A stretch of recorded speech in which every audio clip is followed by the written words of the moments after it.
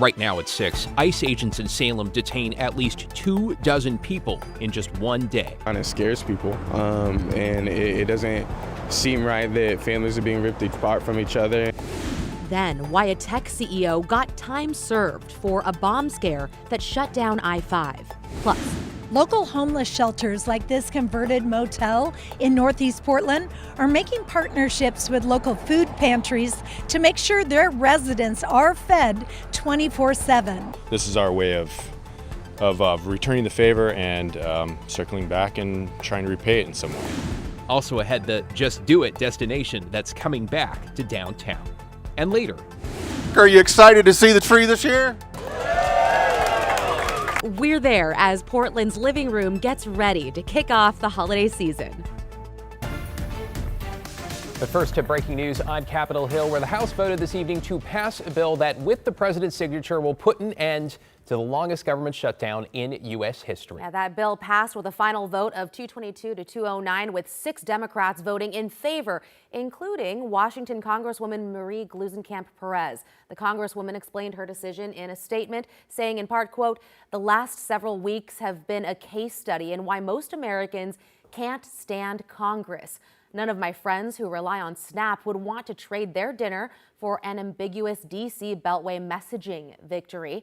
And I'm glad this ugly scene is in the rearview mirror." Pretty strong words there. The bill now heads to the Oval Office, with the president expected to sign it on camera and likely within the hour. It includes a minibus of 3 appropriations bills, including funding Snap through next September. The bill also keeps the rest of the government open at current levels through the end of January. We'll head live to the White House when the president is ready to sign it. All right, happening now at 6, a live look from the Oregon coast and the city of Newport, where residents are gathering at a city council special meeting with, it appears, plans in the works by ICE to open some sort of facility. Our crew, as you can see, says City Hall is packed and leaders are trying to find room for the overflow crowd. Yeah, tonight, new details suggest those plans may be moving forward. State Representative David Gomberg, who is a Democrat, points to job postings that appear to be connected to the facility. One company is hiring detention and transportation officers to be located in Newport and, quote, provide care, custody, and control of those in ICE custody.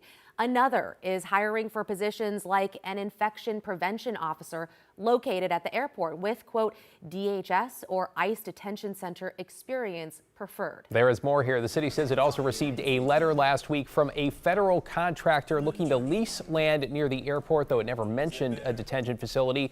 Another potential clue, the Seoul Coast Guard helicopter there was also moved last month from the airport to North Bend, about 90 miles south, though keep in mind, Homeland Security has not made any official comment about any of this. We'll, of course, continue to keep an eye on developments, and we'll have a full update tonight on KGW News at 11. Meantime, an immigrants' rights organization is speaking out after it says federal immigration agents arrested more than 20 people in one day. Celine Stevens has the update from Salem. It was a very sad, heartbreaking day for many across Salem. Federal agents detained at least 24 people in Salem Tuesday, according to Oregon for All, a statewide coalition that works toward immigrant justice. ICE broke windows to get people out, rammed into vehicles to stop them. Jess Montoya is the network director for the group.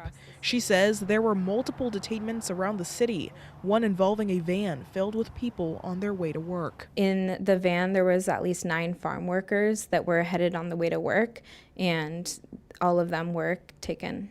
Oregon for All is tracking ICE activity and trying to help those impacted. In the month alone of November, prior to having these 24 detentions that were reported in Salem, we knew that we were already at 112 that had been detained just in this month alone. I think that we need to keep amplifying what's happening. Salem residents noticing the uptick. All throughout the weeks and days, it gets bad. I mean, you see people in vans, and you hear about it with posts from locals just posting on Instagrams or other types of social media about, people in mass detaining people, questioning people all the time. Salem police saying they were not given advance notice of federal law enforcement operations in the city, but are now aware of 2 incidents involving ICE. One involving an empty car left in the street at Portland Road and Ward Drive. It doesn't make me feel good. Like I said, there's, being a local and seeing a lot of people around, it scares people. And it doesn't seem right that families are being ripped apart from each other and families and friends, and this is a big deal. So it doesn't make me feel good at all. We don't know specifically why these individuals were detained or specifics about their status. I've reached out to ICE and the Department of Homeland Security for confirmation of these reports, but I have not yet heard back. In Salem, Celine Stevens, KGW News. Follow-up to a KGW investigation, the CEO of a local environmental tech company who caused mayhem on I-5 with a bomb threat has now cut a deal with prosecutors, one that means he is now walking free. Investigative reporter Kyle Aboshi was in court and has the update. Kyle.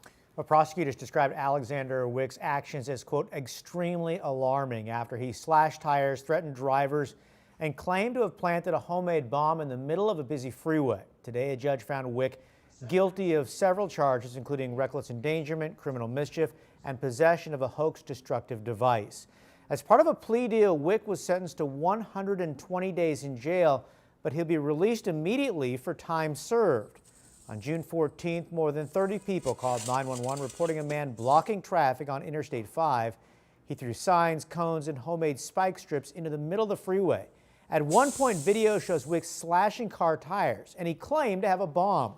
Investigators say the device was a soda keg packed with nails and bleach. Wick is the founder and CEO of Cascadia Carbon. KGW featured the Portland-based startup in 2022. The company sells carbon credits to offset pollution by planting trees. During today's sentencing, the judge acknowledged Wick's environmental activism, but warned him that if he did anything like that again, he'd go to prison. Appreciate the follow-up. Thank you, Kyle. In your headlines this evening, we are learning more about a shooting involving a Clackamas County deputy. The sheriff's office says they were called out to a home near Sandy on Sunday after a man reportedly set a trailer on fire. They say when they got there, the man sprinted at the deputy and did not stop when commanded or show his hands. That's when the deputy shot him in the torso. The man is in stable condition, though no word on any charges. The deputy is on paid administrative leave. ODOT is considering the idea of shelving its $2 billion Rose Quarter improvement project. Slide decks for a December meeting show the agency will ask the Oregon Transportation Commission how to move forward after the project lost $450 million in federal funding this summer. ODOT is considering 3 options here: finish the design and ask lawmakers for more money, scale back construction, or shelve the project entirely. We expect community members to weigh in tonight, and we'll have more from them on KGW News at 11. A manufacturer of organic baby formula called By Heart is recalling all of its products after an outbreak of infant botulism linked to its formula. The FDA says 15 babies have gotten sick since August, including some in Oregon and Washington. Infant botulism is rare but can cause weakness, constipation, and difficulty swallowing. By Heart is produced at a plant in Iowa but shipped to Portland, where it is canned and distributed. The recall is forcing local organizations like the Mother and Child Education Center to look for other options. We don't know everything, so we just want to not use By Heart at this point and get an alternative. By Heart sells about 200,000 cans of formula per month. The company says it is testing every batch with an independent lab, and in the meantime is urging people to throw away what they have. Joe? David, we saw a gorgeous November day earlier today. A lot of sunshine, but then the clouds started to roll in. But you'll notice the temperatures, these are our daytime highs, at least the northern part of the metro area. We topped in the low 60s. Scappoose was almost 65 degrees. Looking into tomorrow, we're going to start to see some changes. Now, this is going to be a lot of rain, but a weak system moves in overnight. The showers really won't impact us really tomorrow morning's commute, but they'll start to roll in by late afternoon, early part of the evening. That's the heavier system that'll be moving through. We're also going to be looking at some areas of morning fog tomorrow along the Coast and throughout parts of the valley. And looking ahead into the weekend, Saturday at this point, I'm calling drier. Both Friday and Saturday going to be on the drier side, but going into Sunday, we'll start to see those showers move through. So here's a look at the cold front that's going to be moving on shore here in just a few hours. Already picking up a little bit of some spotty showers along the central and southern part of the Willamette Valley. But over the next few days, we will be looking at kind of a pleasant conditions. It's not going to be too cold. It's not going to be too hot. Again, the best chance to see some rain tomorrow will be right around late afternoon and into the early part of the evening. I'll talk more about your detailed forecast and also talk about the chance to see those northern lights tonight coming up in a few minutes. Hey, pleasant sounds just fine. Thanks, Joe. Back to the government shutdown for a moment, because while the president is set to sign the deal tonight, which will extend SNAP funding through next September, local pantries and shelters say they've seen skyrocketing need. I mean, we've seen this day after day after day. Libby Dowsett looks at how they are joining forces now with neighborhood food pantries. Local homeless shelters are seeing the need for food skyrocket, and they say with the panic over the future of SNAP benefits, they are teaming up with local food pantries to make sure everyone gets fed. Food pantries are finding innovative ways to help those dealing with SNAP anxiety and not knowing what comes next for federal food benefits. Are they going to come next month, or are they not going to come next month? And so there's a lot of uncertainty. So staff members who work at the Rosewood Food Pantry in Multnomah County's largest shelter motel in Northeast Portland are making sure there's plenty of supplies on hand to feed the residents who are primarily veterans. They bring food in every night and people can come and get it. I mean, okay. And so you have options, you know, if you want to take it or you don't. These partnerships between shelters and neighborhood food pantries are only growing during uncertainty over SNAP.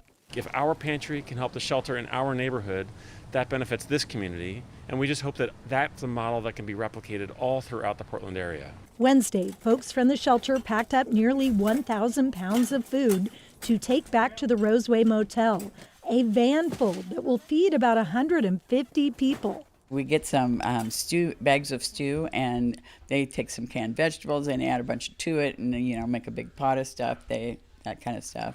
Many of these items collected through neighborhood food drives or local businesses like Vive Fitness, the manager rolling in 100 pounds of collected food.